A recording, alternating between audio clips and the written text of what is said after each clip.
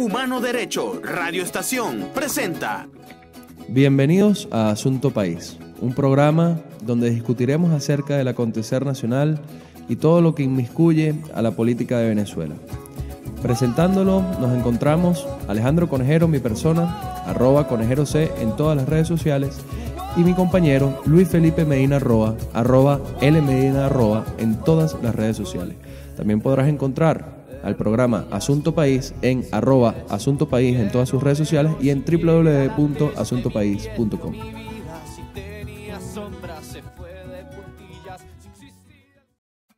Muy buenas tardes a todos, nos encontramos una vez más en Asunto País. Hoy es viernes, 1:30 de la tarde. Esto es Humano Derecho. Y en los controles, como siempre, tenemos a mi negra Melanie, que siempre nos produce y nos edita este programa. Y bueno, esta semana vamos a conversar acerca de tres temas que están, digamos, digiriéndose en la opinión pública poco a poco. Y es que cada cierto tiempo vuelve el fantasma del impago de la deuda venezolana. Cada cierto tiempo, ciertos economistas nos dicen que en efecto Venezuela no va a poder pagar la deuda que adquirió y que pronto va a declararse en default. Lo segundo que vamos a hablar será acerca de la decisión que ha tomado tanto Primero Justicia como Voluntad Popular, y para sorpresa de todos, también Acción Democrática, de no participar en las elecciones de alcaldes convocadas por la Asamblea Nacional Constituyente este 10 de diciembre.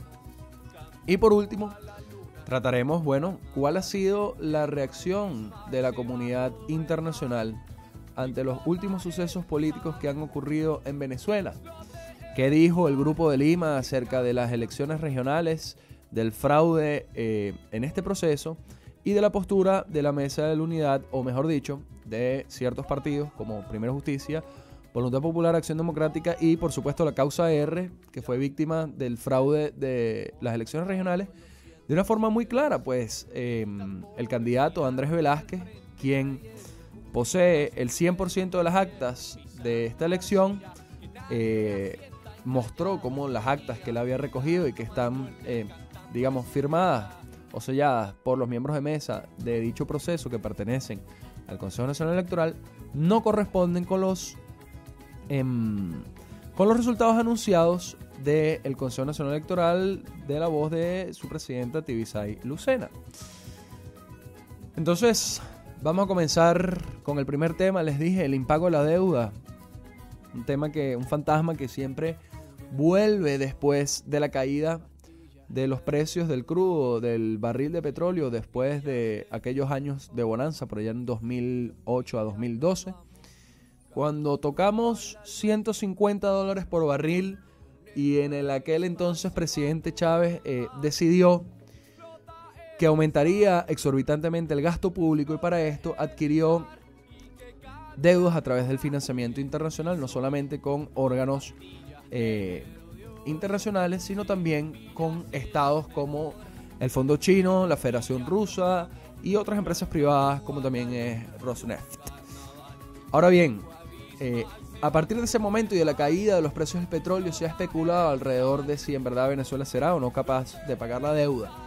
Los bonos de PDVSA y los bonos del Estado venezolano son los bonos peor calificados de todo el mundo por las empresas calificadoras como PwC. Sin embargo, han sido el negocio financiero más rentable también de la historia del mundo, pues a pesar de ser tan riesgosos y calificados como CCC, siempre han sido pagados.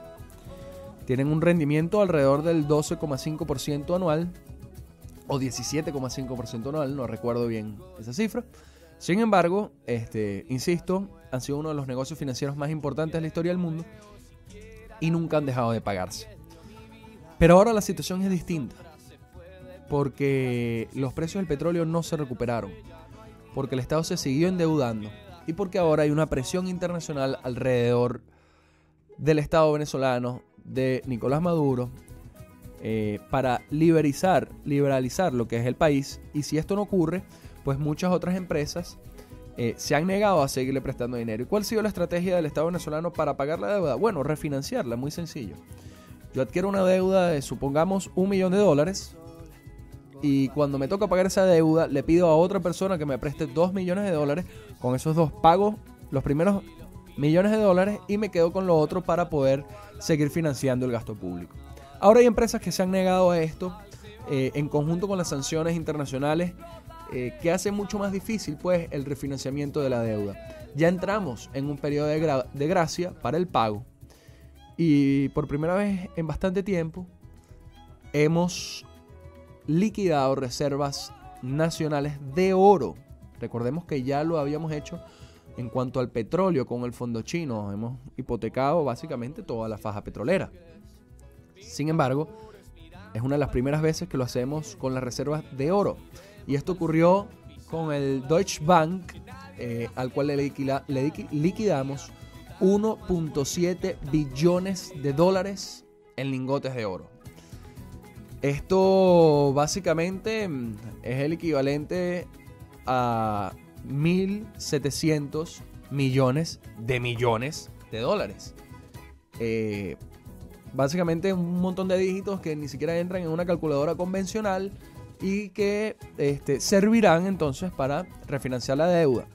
El problema con esto es que quienes vamos a pagar esos platos rotos vamos a ser nosotros, porque ese dinero que está entrando al Estado venezolano no va a ir dirigido al gasto público, sino que va a ir dirigido al pago de los bonos de PDVSA, de los bonos del Estado venezolano y del financiamiento internacional que se ha obtenido, dejando a un lado el gasto público interno y haciendo que el Estado sencillamente no pueda paliar la crisis. Es por ello que siempre hemos dicho desde esta ventana y desde este programa que en efecto los bonos de PDVSA y los bonos del Estado venezolano no son otra cosa sino la herramienta perfecta para el lavado de dinero por parte de las redes de narcotráfico en Venezuela, pues los mayores tenedores de bonos del país no es casualidad que sean los testaferros de reconocidos personajes que están involucrados en el tema de los narcóticos, como lo son Tarek El Aizami, Diosdado Cabello, Néstor Reverols y demás personajes poco elegantes que tenemos en la vida pública venezolana. Entonces, para concluir, se acerca un momento aún más difícil del que ya estamos viviendo, pues estamos refinanciando la deuda, pero esta vez no estamos entregando ni petróleo ni dinero para poder paliar la crisis económica como se hizo en el 2012. Esta vez lo estamos haciendo sencillamente para mantener el esquema de corrupción de narcóticos que existe dentro del país. Nos iremos a un bloque musical y al regreso estaremos con Alfredo Graf, ingeniero de producción de la Universidad Simón Bolívar, muy amigo mío y militante en Primera Justicia, conversando sobre la decisión que han tomado estos partidos de no presentarse a las elecciones de alcalde.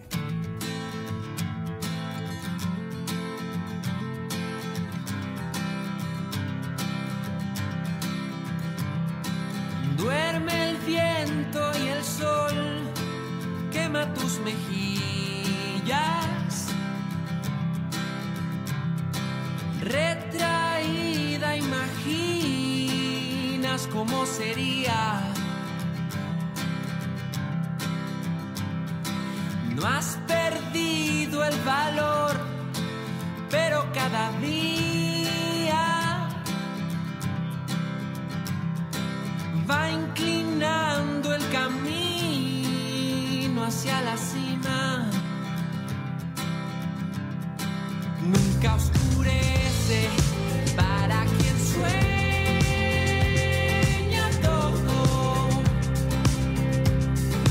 Nunca desiste quien se ha curado solo. Siempre amanece para el que entrega todo. Nunca desiste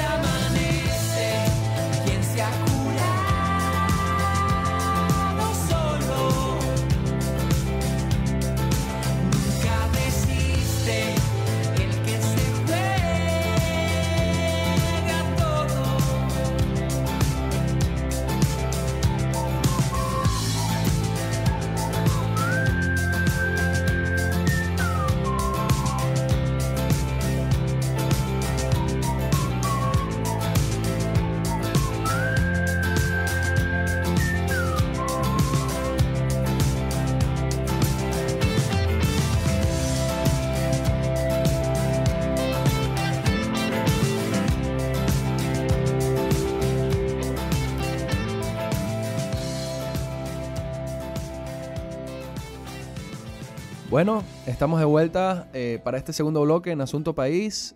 Como les decía, vamos a conversar acerca de las decisiones que hicieron públicas ya Primero Justicia, Voluntad Popular, la Causa R e Insisto contra todo pronóstico, Acción Democrática, acerca de no participar en las elecciones de alcalde convocada por la Asamblea Nacional Constituyente para este 10 de diciembre. En la línea telefónica tenemos a Alfredo Grafe, un gran amigo mío, ingeniero de producción de la Universidad Simón Bolívar, cursando ahorita una maestría en Finanzas Públicas en el IESA y militante de Primero Justicia. Alfredo, ¿cómo estás? No, gracias a ti por atendernos y acompañarnos el día de hoy. Alfredo, quería preguntarte primero, ¿cuál fue la reacción de la militancia de Primero Justicia durante el Comité Nacional cuando se anunció precisamente esta decisión? Bueno, en el Comité Nacional se dio la discusión. Evidentemente, la realidad de cada estado pareciera que uno la empieza a ver cuando es parte de ese estado como si fuese una realidad propia y a veces aislada. Es decir, la gente del Táchira a veces piensa que dado que se ganó allá se puede volver a ganar. Por el contrario, la gente de Bolívar cree que es un fraude generalizado. Y es justamente labor de estos comités y de estas reuniones poner en perspectiva, en una perspectiva nacional, las distintas apreciaciones regionales y en este caso, que son las elecciones que estaban en discusión municipales.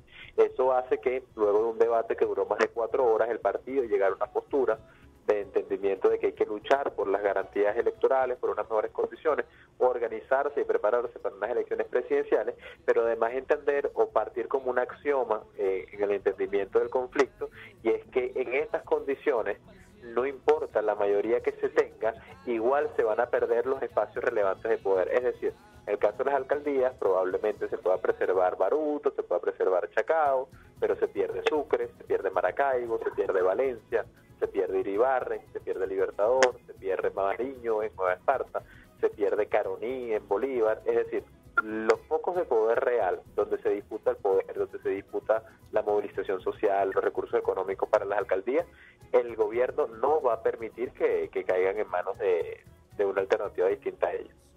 Y ahora, Alfredo, comentabas hace poco en tu intervención que hay que prepararse, organizarse y planificar para unas eventuales elecciones presidenciales. ¿Cómo se digiere este mensaje luego de haber cantado fraude en las elecciones regionales, de decir que no vamos a participar en las elecciones de alcaldes del 10 de diciembre? ¿Cómo, digamos, promovemos esto entre la gente y por qué además esa decisión? Bueno, la decisión es muy sencilla. En las condiciones que estamos vamos a perder, porque hay unos elementos novedosos de fraude y de control que se aplicaron en esta elección, como por ejemplo la implementación del carnet de la patria y su uso para el chantaje y la presión de los electores afuera del centro, inclusive dentro del centro, que hace que sea inviable ganar espacios reales de poder. Entonces, bajo esta perspectiva, ir a las elecciones municipales es casi que lo mismo que no ir, porque igual vas a perder. En ese contexto, la decisión es cambiar por lo menos las condiciones más críticas, más sensibles, y permitir que, siendo la mayoría que ya somos, que la somos de hace 2 o 3 años, poder cristalizar en un triunfo en las elecciones presidenciales.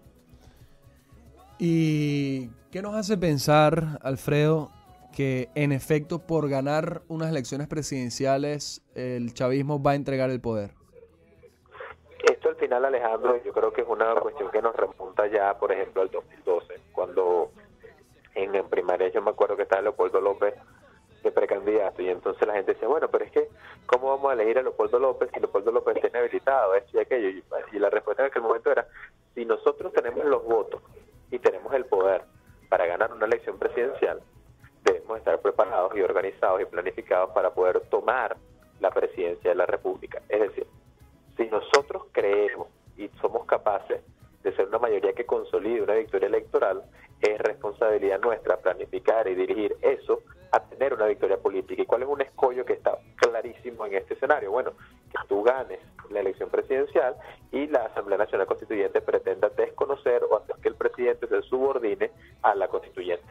Bueno, eso es un conflicto de poder real que va más allá del tema electoral y que requiere la participación activa de los elementos electorales y de los elementos no electorales. ¿Qué es un elemento no electoral? Bueno, es un ciudadano que más allá de ser un voto, es una persona capaz de luchar, de hacer exigir sus derechos y de hacerlos valer desde distintas perspectivas, desde la opinión pública, desde la protesta de calle, desde los sectores empresariales y gremiales que pueden generar opinión. Es decir, todos tenemos una tarea que va más allá de sencillamente votar. Así es, Alfredo. ¿Y cómo recibe, por ejemplo, Primera Justicia la noticia, pues, de que Acción Democrática no va a participar en estas elecciones de alcaldes tampoco? Bueno, yo creo que es un llamado a botón y un llamado a la sensatez de Acción Democrática, visto que no pueden hacer lo que les da la gana y luego entonces decir que excluyen a sus militantes, porque en conchupancia con la dirigencia interna hacen acciones que la alta dirigencia públicamente dice que se desmarca, que no tiene nada que ver, pero en el fondo son ellos los mismos haciendo lo mismo. O sea, eso al final es, para mí, el cálculo, la protección de Henry Ramos Alú de su reputación de cara a unas elecciones presidenciales, que se está cuidando de no rayarse con la oposición o no rayarse más. Bueno, estamos absolutamente de acuerdo. Ya para cerrar este bloque, Alfred, y te agradezco mucho por tu tiempo, que sé que estás muy ocupado, te pregunto, todo esto que tú has compartido con nosotros hoy, ¿por qué no se comunica en ruedas de prensa? ¿Por qué no se comunica en declaraciones? Porque al final el debate lo estamos centrando, o la dirigencia lo está centrando, entre votar y no votar, y no necesariamente entre lo importante, que es cómo vamos a tomar el poder político realmente. Bueno, yo creo que más allá de ser un tema de comunicación, que se podría decir que bueno, que no hay comunicación y tal, y que los medios están cerrados y que esto y aquello, que en parte es importante, aquí lo más relevante es que el paradigma estratégico con el que la Mesa de la Unidad funcionó del 2005 al 2017 se terminó. ¿Y cuál era el paradigma? Que nosotros íbamos a ser capaces de construir una mayoría que eventualmente se iba a cruzar con una elección presidencial, y siendo una mayoría tan sólida y tan organizada íbamos a poder sobrepasar cualquier fraude y así conquistar una victoria electoral que irreductiblemente se convertía en una victoria política, que era la tenencia y asumir el poder. Eso hoy cambió. ¿Y por qué cambió? Porque nosotros sabemos que somos una mayoría, sabemos que van a haber elecciones, pero en estas condiciones las vamos a perder aún siendo mayoría. Entonces eso nos obliga a hacer un replanteamiento tanto estratégico como táctico de hacia dónde va nuestro esfuerzo y hacia dónde van nuestras acciones. Y nos hace replantearnos una pregunta: ¿qué es ganar? Ganar hoy no es solamente sacar más votos que el otro. Ganar es sacar más votos que el otro, defender más votos que el otro, conquistar el poder, asumirlo y no reconocer inclusive instituciones espurias como la Constituyente. Bajo esa perspectiva, yo sí creo que una gran parte de la dirigencia nacional de la Mesa de la Unidad de todos sus partidos sigue actuando en el paradigma anterior, que te estaba comentando lo que pasaba antes del 15 de octubre. Y eso hace que las acciones sean distintas. Tú no puedes jugar un partido de béisbol ni puedes ir a batear con una raqueta de tenis. Y aquí se acabaron las raquetas de tenis y tienes que tener un bate. Entonces, antes de salir a batear, tienes que encontrar tu bate, agarrar tus guantines y pararte en el home. Y todavía hay gente que cree que estamos en una cancha de tenis con raquetas de tenis. Entonces, en ese cambio es donde tú ves declaraciones desacertadas, es donde tú ves acciones para adelante y para atrás, es donde tú ves que un día decimos que hay fraude y al día siguiente decimos que no y al otro día decimos que sí, es donde tú ves que para presentar la prueba, por ejemplo, de un fraude que está mucho más allá de las actas, decimos que bueno, que está en las actas o si no en las encuestas. O sea, en esos elementos es donde están las acciones que hay que cambien, y es el ejemplo. Las raquetas de tenis llegaron hasta el 15 de octubre y ahora empezaron los bates de béisbol. Bueno, nunca lo había escuchado tan claro. Alfredo, quiero agradecerte de nuevo por tu tiempo y por esta intervención tan enriquecedora que has hecho en el programa de hoy, y espero, bueno, que todo esto que nos comunicaste de hecho vaya por buen pie dentro de las estructuras de la Mesa de la Unidad. Amén. Un abrazo, mi hermano, hasta luego. Seguimos entonces con el siguiente bloque musical y continuaremos después con el análisis de la comunidad internacional.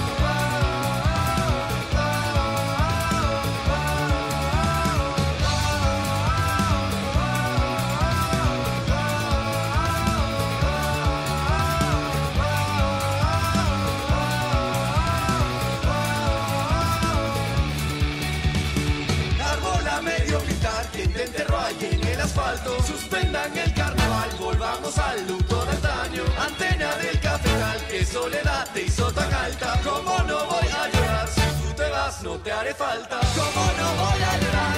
¿Cómo no voy a llorar? ¿Cómo no voy a llorar? Si tú te vas no te haré falta. ¿Cómo no voy a llorar? ¿Cómo no voy a llorar? ¿Cómo no voy a llorar? Si tú te vas.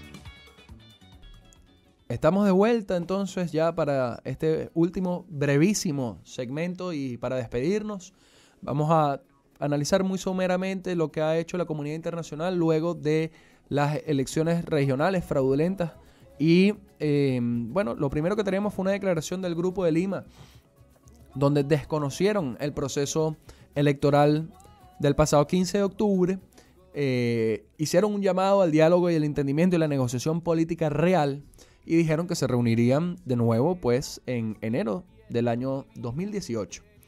Ante esto, bueno, vemos cómo a pesar de las triquiñuelas de Nicolás Maduro, la comunidad internacional ya sabe quién es él y cuáles son sus intenciones y cuáles son sus medios para conservar el poder.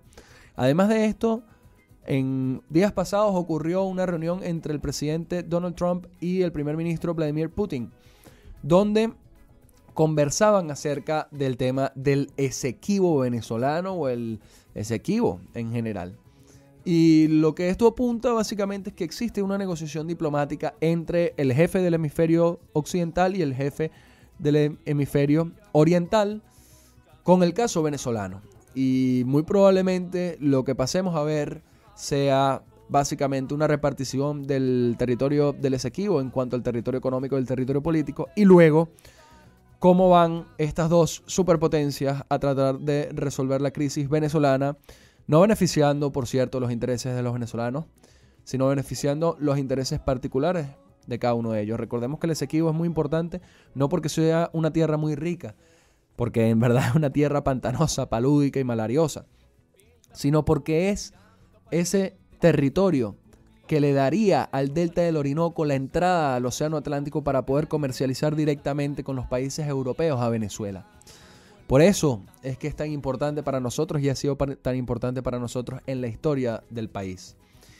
Aquí ya terminamos entonces nuestro programa del día de hoy y bueno, se despide de ustedes este servidor Alejandro Conejero, que pueden seguirme en mis redes @conejeroc. Recuerden, esto fue Asunto País por Humano Derecho, @Asunto País, @Piso Humano Derecho, y en los controles, como siempre, estuvo la negra Melanie. Un abrazo. En los controles estuvo mi compañero Alejandro Torres presentando el programa, Luis Felipe Medina Roa, @LMedina Roa, y mi persona Alejandro Conejero, @ConejeroC. Esto fue Asunto País y podrás encontrarnos todos los viernes a la 1:30 de la tarde por Humano Derecho y luego los programas grabados los lunes a través de www.asuntopaís.com. Muchísimas gracias. Si los pillas es mejor, si los pillas nos vamos cantando a la luna en un carnaval.